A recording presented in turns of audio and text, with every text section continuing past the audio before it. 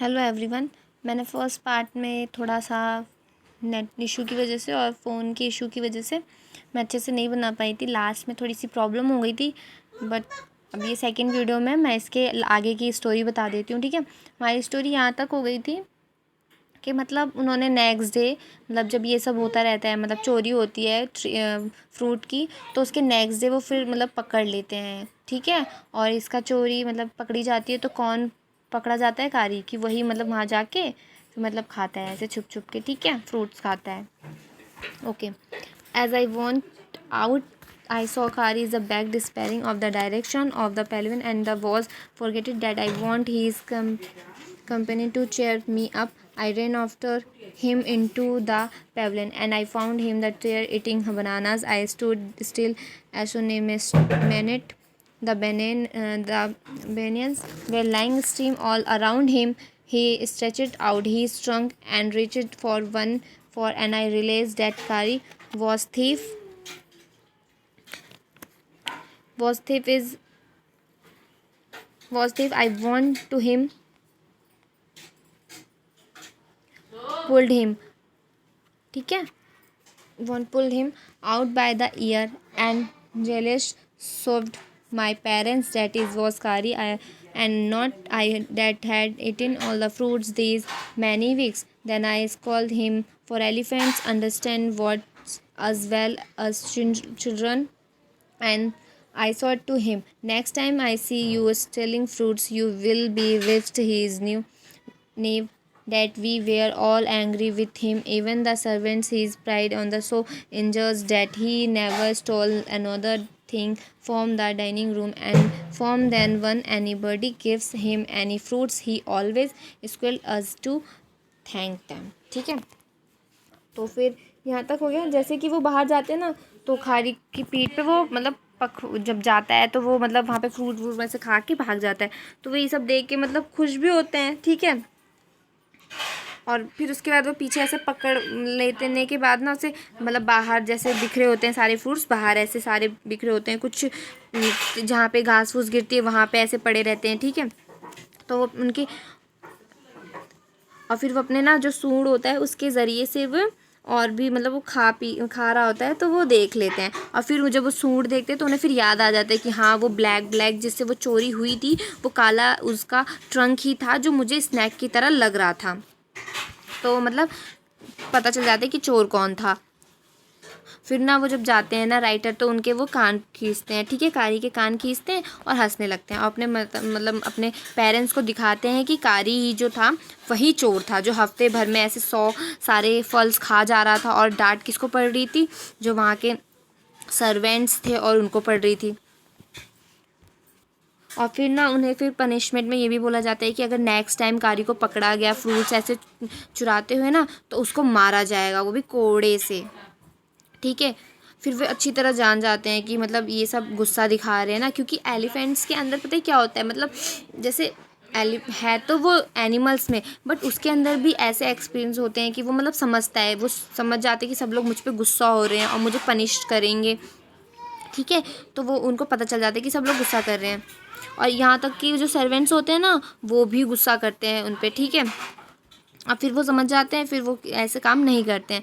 जब उन्हें कुछ खाने को फल सब देते ना, तो हमेशा वो मतलब थोड़ा सा शोर ऐसे चिढ़ कर, मतलब गुस्से से वो हल्का होकर फिर मतलब गुस्से से चिड़चिड़ाता था, फिर वो मतलब खा लेता था और उनको थैंक यू फुली ऐसे धन्यवाद बोलता था। ठीक है, an elephant is willing to be punished for having done wrong, but if you punish him without any reason, he will remember it and pay you back in your own coin. ठीक है,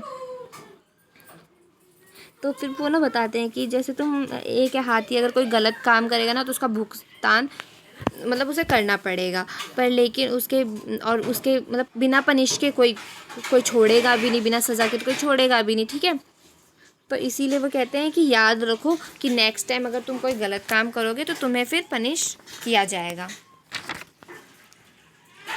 Kari is the faster learner. He master all signals and sounds. He is the taught. There is one lesson taught that an elephant take 5 years to learn. Kari is no expression. ठीक है, खारी जो था बहुत तेज़ ही हर चीज़ों को सीख लेता था। ठीक है, और वो मतलब कोई भी से मतलब ऐसे मतलब कोई भी उसे सिग्नल दिया जाता था, ठीक है, कोई आवाज़ दी जाती थी तो उसे सिखाया जाता था, वो मतलब बहुत जल्दी ही वो सीख जाता था। ठीक है, और इस स्टोरी से मतलब हमें और खारी से हमें ये भी सीखने को मिलता है, ठीक है, कि वो 5 साल का ही था, फिर भी वो मतलब कितना मतलब बहुत ज़्यादा ही इंटेलिजेंट था। ठीक है, an elephant must be taught when to sit down, when to walk, when to go when to go fast and when to go slow. You teach him these things as you teach a child. If you say that and pull him by the ear, he will gradually learn to sit down. Similarly, if you may Mali and pull his trunk forward, he was gradually learn to that it is signal to walk. जो हाथी होता है ना, मतलब उसे हर चीज़ सिखाया जाता है। ठीक है, और सिखाना भी चाहिए। ठीक है, कब बैठना है, कब चलना है, कब तेज़ चलना है और कब धीमे चलना है, और ये चीज़ें मतलब बच्चों की तरह उन्हें सिखाया जाता था कि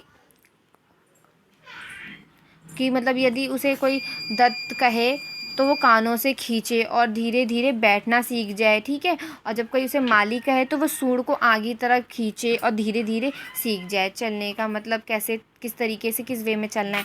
कारी लर्न माली आफ्टर 3 लेसन, but it took him there 3 weeks to learn that he was no good and sitting down. And do you know why an elephant should be taught to sit down? Because he grows taller and the taller than you, who take care of him, so that when he is 2 or 3 years old, you can only reach his back with a ladder. It is therefore better to teach him to sit down by saying that, so that you can climb upon his back, for you would want to cry and lather around all the time. ठीक है, और जो कारी होता है ना उसे 3 lessons मतलब अच्छे से सिखा देते हैं।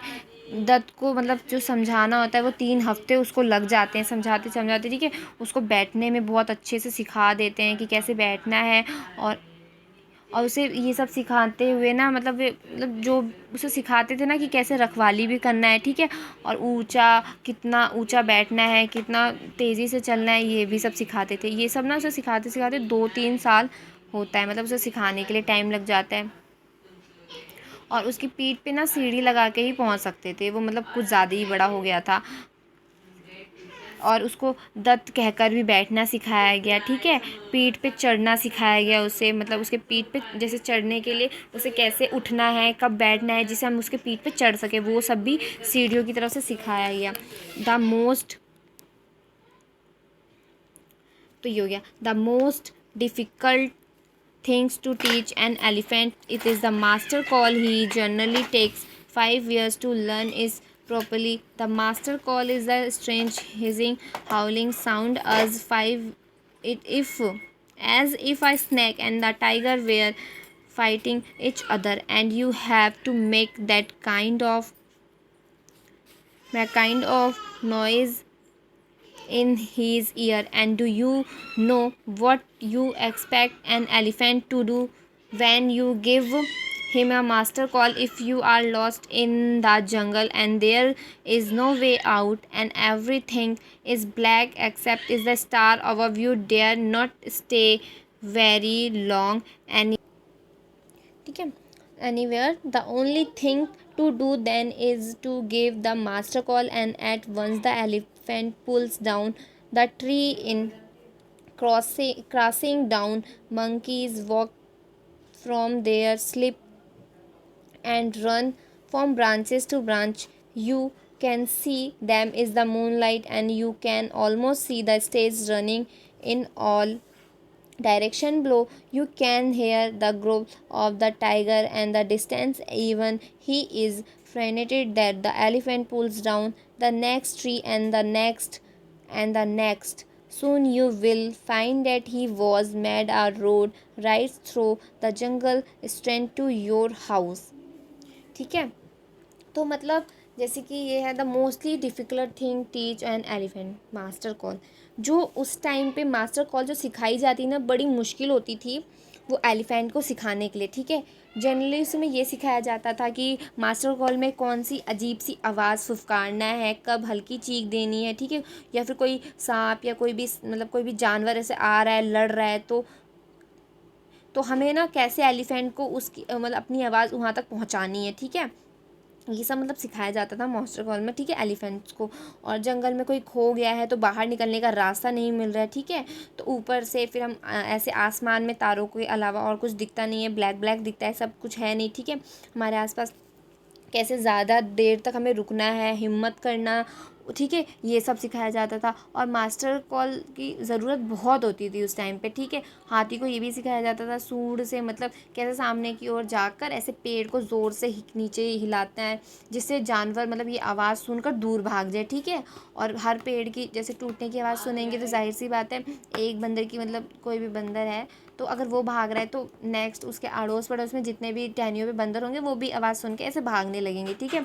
और उस टहनियों से मतलब एक दूसरे की टहनियों से ऐसे सब भागने लगेंगे। और फिर हम उस टाइम देख सकते हैं कि जो मून नाइट है ना, उसकी रोशनी में हम देख सकते हैं कि वो मतलब रेड कलर का, इसमें हिरन की भी बात की गई है, मृग को भी हम देख सकते हैं, ठीक है, वो किस दिशा में भाग रहा है। और कुछ दूरी से हम ये भी डिस्टेंस हम ये भी चेक कर सकते हैं, जैसे कि टाइगर वहाँ से आ रहा है, उसकी आवाज़ गुर्राने की आ रही है, ठीक है। यहाँ तक मतलब बहुत ज़्यादा एकदम भयभीत चीज़ें जो एकदम डेंजर होती थी ना, वो सब हम यहाँ पे सीखने के लिए मतलब महसूस कर सकते हैं उनको, मतलब जंगलों में ऐसे मास्टर कॉल सिखाने के लिए बड़ा मुश्किल होता था, ठीक है।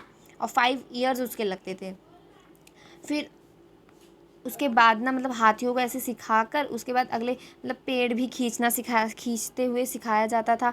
और फिर हमें मतलब ये सब सिखाने के बाद हम वहाँ पे जाकर बीच में ऐसे जंगलों में सेफली मतलब रहना भी घर की तरह सिखाया जाता था, जिससे हम अपने घर का रास्ता वहाँ से बना सके वहाँ रहकर, ठीक है।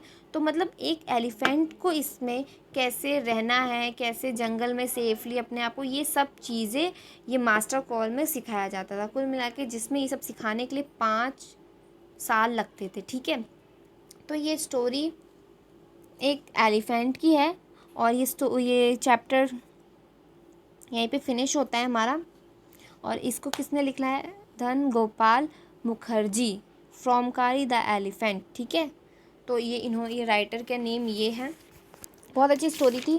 इसमें यही बताया गया है पहले, मतलब बहुत सारी चीज़ें हम इस स्टोरी से सीख सकते हैं। मोरल है हमारे लिए कि जानवर जो होते हैं वो मतलब बहुत अच्छे होते हैं, ह्यूमन से भी ज़्यादा अच्छे होते हैं। कि वो मतलब किसी, जैसे कि अब यही था कारी, अब उस टाइम जब रिवर में ऐसे डूब रहे थे, ठीक है, तो चाहता तो वो तो जानवर है, फिर भी उसके अंदर कितनी सेंसिटिव था वो कि मतलब जाके उसने उसको भी बचाया। फिर उसका मालिक उसको बचाने आया तो वो भी जब डूबने लगा तो उसने उन दोनों को तो बचाया ही, खुद भी सेफली बाहर निकला, ठीक है। और फिर भी मतलब आगे भी उसने जो चोरी की उसके लिए उसे जब पनिश करने के लिए उसे सब समझाएगा, कितनी अच्छे से वो समझ गया कि मुझे नेक्स्ट टाइम अगर ऐसी कोई गलती की तो पनिश किया जाएगा। तो बहुत अच्छी बात है कि मतलब हमारे जो पेट्स होते हैं जो हम पालते हैं, और भी कुछ एनिमल्स होते हैं जो बड़े मतलब बहुत अच्छे से समझ सकते हैं, ठीक है, काफ़ी अच्छी तरीके से हमारी बातों को समझ सकते हैं, हम जो कहते हैं वो सुनते हैं, समझते हैं, ठीक है। इस चैप्टर में यही है कि मतलब जो एलिफेंट है वो मतलब कैसे राइटर के साथ वो अपने मतलब फीलिंग्स बताते हैं, ठीक है, कि मैं कैसे रहा। और ये मास्टर कॉल के बारे में बताया गया है कि मतलब ये कैसे सिखाया जाता है ये सब, ठीक है। तो हमारी ये स्टोरी यहाँ पे एंड होती है। तो अब आप लोगों से बस यही रिक्वेस्ट है, प्लीज़ लाइक करें, सब्सक्राइब करें। और भी कोई वीडियो चाहिए हो आपको किस इसी इंग्लिश के कोई भी फर्स्ट पार्ट से सेकंड पार्ट से, तो प्लीज़ कमेंट करें, मैं ज़रूर वो वीडियो बनाऊँगी। Thank you.